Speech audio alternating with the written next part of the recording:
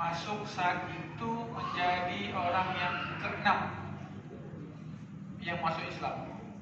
Jadi masih di awal-awal Islam.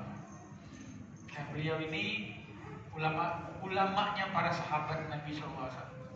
Jadi tidak semua sahabat Nabi itu ulama, hanya beberapa, ada orang-orang khusus yang menjadi rujukan para sahabat Nabi dan menurunkan, menciptakan generasi-generasi ulama setelahnya.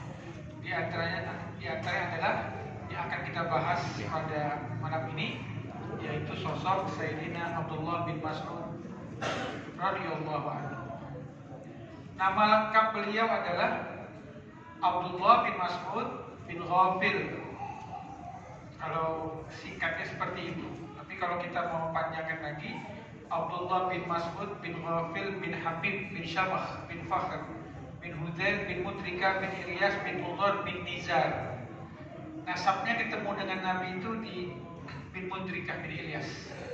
Jadi beliau ini Quraisy, suku Quraisy, karena dari bin Mutrika bin Ilyas bin Mudhar bin Nizar. Nabi juga kan Muhammad bin Abdullah bin Abdul Muttalib bin Abdi Manaf bin Hashim, terus ke atas itu nanti ketemunya bin Kilab bin Murrah, ketemu di atas itu nanti bin Mutrika bin Ilyas bin Nizar, terakhir baru bin Adnan. Jadi ketemu dengan 11 berapa kakek Nabi. Jadi Abdullah bin Mas'ud ini termasuk seorang yang bersuku Quraisy, Arab Quraisy. Lahir di Mekah seperti biasa, asli daripada penduduk Mekah, dan wafatnya ketika nanti di Madinah, walaupun melalui perjalanan yang panjang.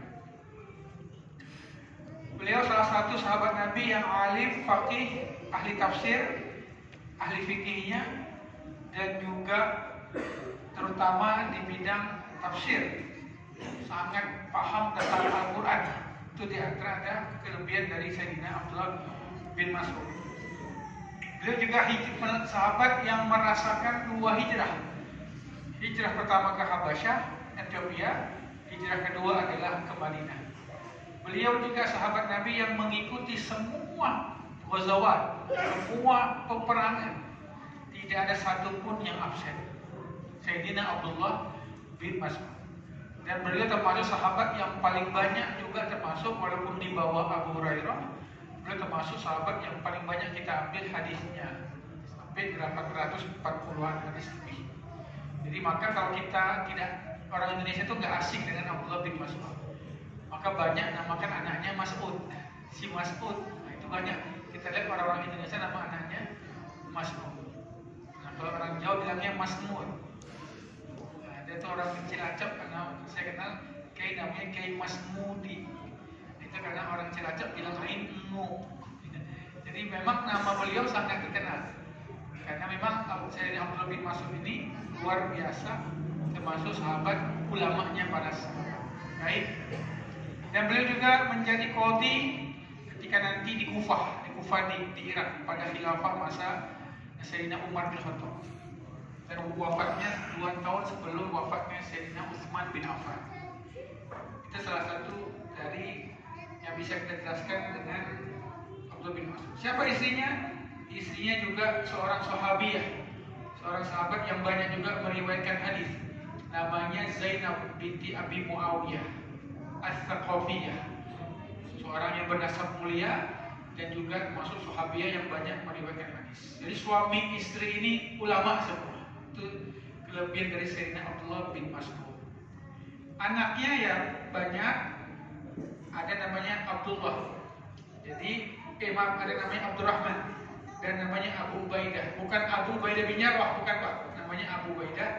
Dan juga ada dia namakan anaknya Abu Bakar. Dan juga dia punya anak namanya Umar. Dan juga ada anaknya namanya Utbah dan namanya ada yang Muhammad.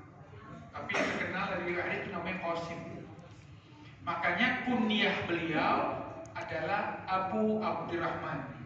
Beliau sering disebut oleh Nabi sebagai ayahnya Abdurrahman. Padahal kata Abdullah bin Mas'ud, aku dijuluki Nabi sebagai Abu Abdurrahman sebelum anakku Abdurrahman lahir.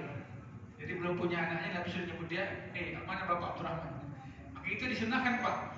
Kunyah itu kita disunahkan mengkunyah. ada satu anak kita, siapa namanya? Misalnya namanya anak kita Muhammad, ya kita namakan kita Abu Muhammad. Seperti Nabi kan dijuluki Abul Qasim karena anak beliau laki-laki yang pertama adalah Abul Qasim. Nah, tapi beliau juga disebutnya Ibnu Ummi Abd. Nah, karena memang beliau itu anaknya seorang wanita namanya Ummu Abd binti Abdul, binti Abdiwud. Nah, jadi beliau juga bisa disebut kunyahnya itu dengan Ibn Ummi Abd.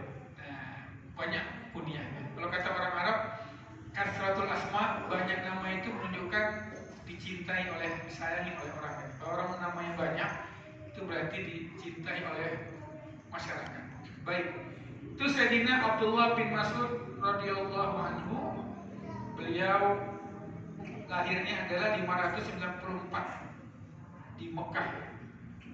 594 Masehi. Berarti lebih muda dari Nabi sekitar 20 tahunan. Beliau itu. Dan termasuk yang masuk Islam pertama. Bagaimana kisah Islamnya Sayyidina Abdullah bin Mas'ud? Dia mengatakan dalam kisahnya, dalam hadis riwayat Ahmad, aku itu pengembala kambing. Nah, beliau ini sahabat yang miskin. Dia itu pengembala kambing oleh salah seorang yang terkenal peternak banyak hewan kambingnya. Namanya Uqbah bin Abi Mu'aid. Uqbah bin Abi Mu'aid ini seorang bukan muslim, seorang jahil, seorang kafir di masa jahiliyah, tapi dikenal sebagai orang yang tidak mengganggu dakwah Nabi SAW. Nah, Uqbah bin Abi Mu'aid ini menyuruh Abdullah bin Mas'ud untuk mengembala kambingnya. Nah, maka pekerjaan Abdullah bin Mas'ud pertama kali itu adalah mengembala kambing. Saat itu Nabi datang melewatinya bersama Sayyidina Abu Bakar Siddiq lewat. Terus saat itu memang lagi paceklik, lalu Nabi datang ke Abdullah bin Mas'ud, belum masuk Islam tuh. Abdullah bin Mas'ud belum masuk Islam, baru ketemu, dia pertama bertemu dengan Nabi SAW. Walaupun sebelumnya dia pernah cerita, saya sebelum ketemu dengan Nabi Muhammad saat mengembala kambing, sebelumnya saya juga pernah ketemu. Saya sedang berada di depan Ka'bah dengan ayah saya, tahu-tahu datang seorang yang dia sebutkan wajahnya orang yang putih, wajahnya ganteng, matanya indah, rambutnya keriting sampai menutupi kuping.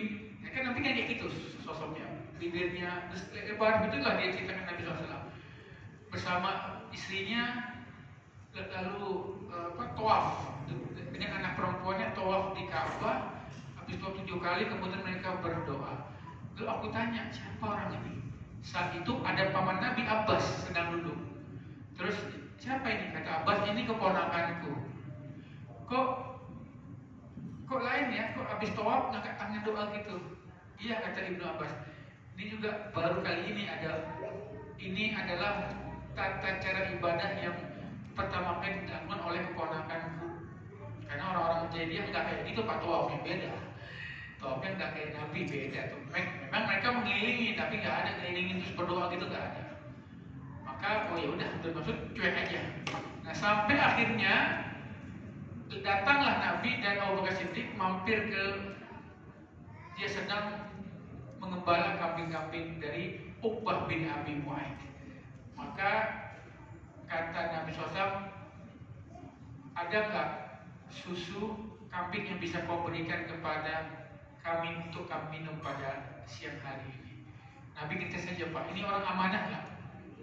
Padahal itu bukan kambingnya Rasulullah. Maka dia bilang, maaf, ini mustaman, ini mu'taman, saya ini orang amanah. Nggak akan saya kasih kalian susu kambing ini, punya tuan saya. Kecuali kalau akan minta sama tuan saya mengizinkan, maka saya akan beri. Terus kata Nabi, baik, aku nggak ganggu kambing betina yang ada susunya, enggak, kata Nabi. Kau cari kambing yang masih perawan, yang belum dikena infahal, belum kena pejantan, berarti kan nggak ada susunya. Oh iya, baik. Ini Nabi mendakwahi Abdullah bin Mas'ud, Pak, dengan mukjizat ini. Makanya Abdullah bin Mas'ud itu, waduh, imannya kuat sekali, karena dia langsung. Maka Sayyidina Abdullah bin Mas'ud membawa itu kambing yang masih nggak ada susunya, bahkan belum dikawinin. Nih kambingnya.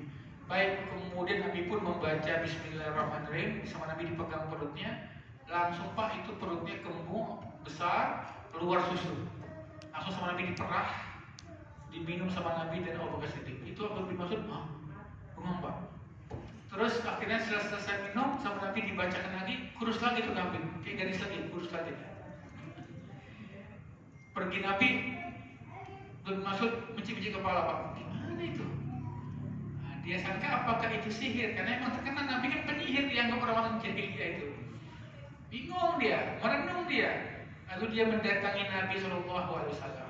Dia bilang, ya Rasulullah, wahai kawan Rasulullah, ajari saya doa itu. Dia minta diajari supaya dia juga bisa baca seperti itu keluar susunya. Nabi cuma tersenyum, terus Nabi pegang kepalanya. Karena Nabi lebih tua Pak.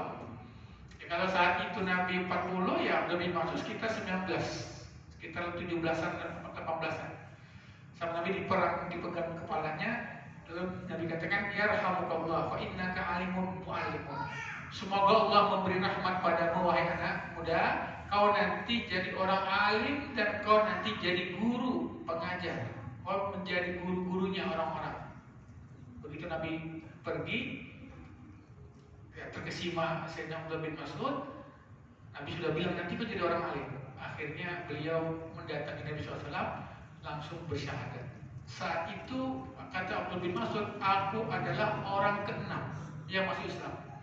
Ya, ke-6 itu kan dari dipotong oleh Khadijah, istri Nabi SAW, dipotong oleh Sayyidina Abu Bakar Siddiq radhiyallahu anhu, dipotong oleh Fatimah anak Nabi SAW, Ali bin Abi Thalib, terus anak angkat yang sangat Nabi sayangi Zaid bin Harithah,